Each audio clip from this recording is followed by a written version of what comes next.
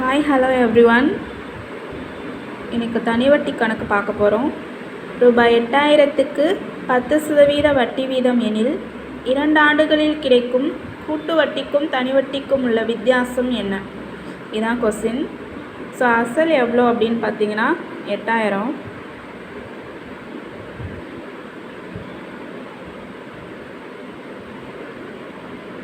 ஆண்டு என்னன்னு வச்சுக்கலாம் 2.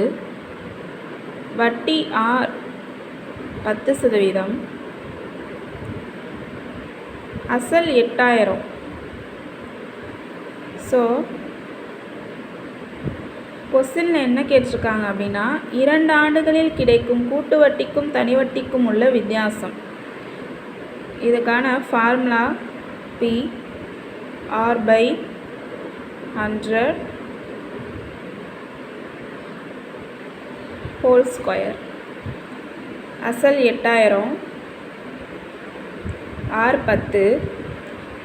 அப்போ 10/100. 10/100 ஸ்கொயரில் இருக்குது அப்படின்னா 2 டைம்ஸ் போடணும்னு அர்த்தம். 10/100 × 10/100. இந்த ஜீரோவுக்கு இந்த ஜீரோ அடிச்சிடலாம், இந்த ஜீரோவுக்கு இந்த ஜீரோ.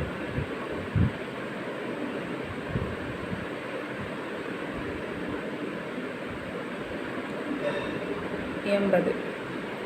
ஸோ 80 ரூபாய் தான் ஆன்சர்.